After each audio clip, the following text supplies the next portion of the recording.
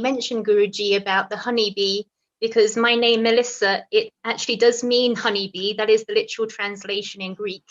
And that is why my Indian name is Madhu. So some of my Indian friends, they call me Madhu. So just to set the context then for the first sort of topic that I'll be discussing or presenting to you, Guruji, I'm going to just spend a couple of minutes giving some context. Because the question is to do with the relevance of Vijay Dashami to women and the role of women in the celebration of Vijay Dashami. So obviously, Vijay Dashami, on the one hand, it is celebrating Maa Durga's victory over Mahishasura, and it comes at the end of Navaratri, 9 nights celebrating the feminine in all its glorious forms. So as you just heard, Ma Mahagauri today in a very fair and very peaceful and calm form, whereas yesterday it was Ma Katyani in a much more fierce and warrioress form. Vijay Dashami also is celebrating Arjuna's victory of killing millions of soldiers in Mahabharata to restore Dharma. And obviously Draupadi ji, she plays a really vital role in the Mahabharata in reminding Yudhishthira and the Pandavas of the need to restore Dharma when such terrible things have been inflicted on her. And finally, in the Ramayana, we have Ma Sita playing such a key role, being such a pure wife, remaining such a pure wife, despite all the terrible things that happened to her. She remains a pure wife, holding up a blade of grass as her weapon against Ravan. So we see women being celebrated in so many different ways and having such important roles in so many different ways, but each being strong in a pure way, being strong in a fierce way, and the whole spectrum. And for me, I found that so empowering as a woman, because before, as a Christian, women, the full spectrum of femininity isn't celebrated. There's only a certain type of woman that is presented. And when you then look beyond religion to just how Western society is now, women are taking on this very sort of feminist stance where they are almost rejecting femininity and trying to embrace being more masculine, because that is where the success in life is perceived to be, to be earning lots of money, to be having a big career, successful career, and all these things. And so me, as becoming a Hindu, it's been so empowering, because I now am understanding that the full spectrum of femininity is worth celebrating. And also, it's not that we should shun any of that to become more masculine because it's a bad thing. No, we should embrace it. We should embrace being feminine. So my question to you, Guruji, sorry for the long introduction, but my question to you is, when India, particularly Hinduism, has such a grand tradition of having powerful women and celebrating the full spectrum of femininity, what's your message to Hindu women to remind them not to ape the West? Because that attitude to women is actually, it's not relevant to Hindu women. They already are empowered. So what's your message to women? Thank you, Melissa ji.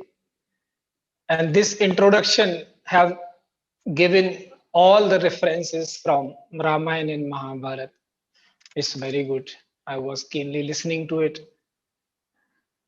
Let me say at the outset, I am very small to give message to women. They are so big and they are so empowered that I seek little from them. And that again I distribute.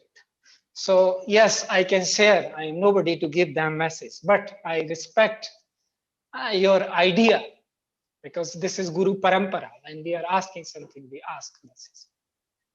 See, in every form, as you have hinted about it, we see divinity mostly in feminine. Because there are layers and layers in yoga sadhana when we go.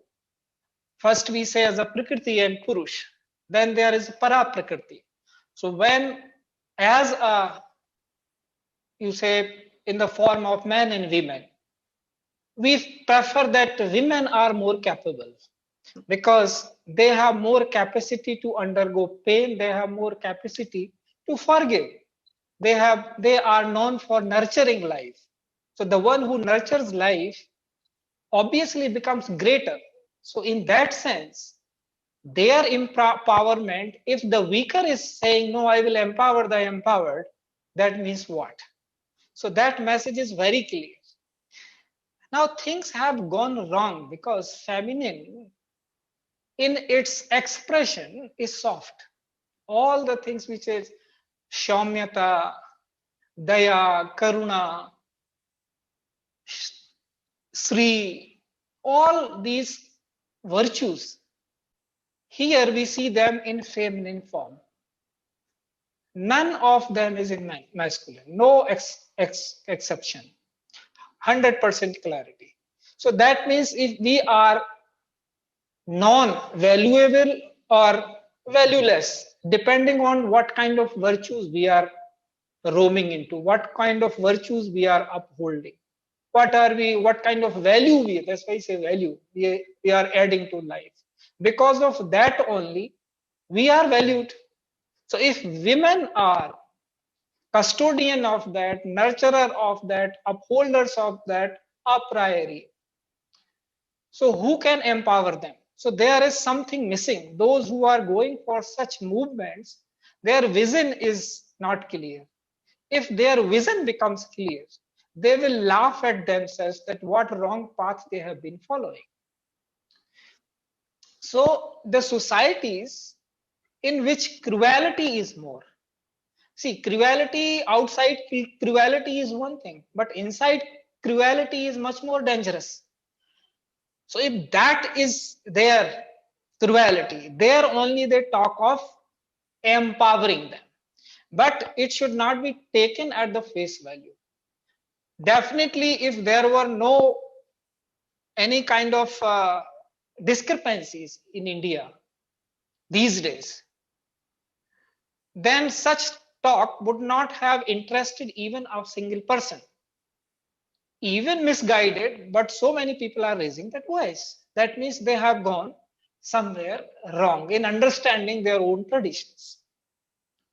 So my simple request to all the concerned, whether they have a female body or male body, is to understand their parampara clearly. What is their tradition?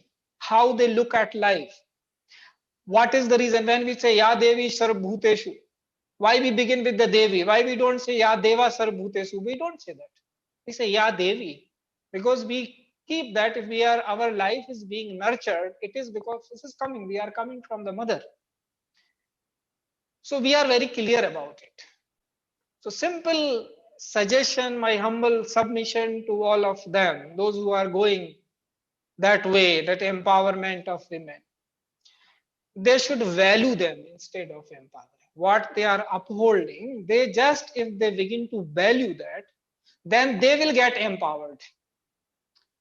And they, because you value them, you will know what their real powers are. If you suppress, see, horse has all the time this brutal way of thinking, they can suppress. They can stop you from fructifying. But they can, if they become protectors, that we are, you see, the harsh should protect the soft. So if they become that, then the life will flourish, then it will become very festive. So my only request is that they should see, value how the women are upholding that and start valuing that, then the empowerment will happen the way it should happen.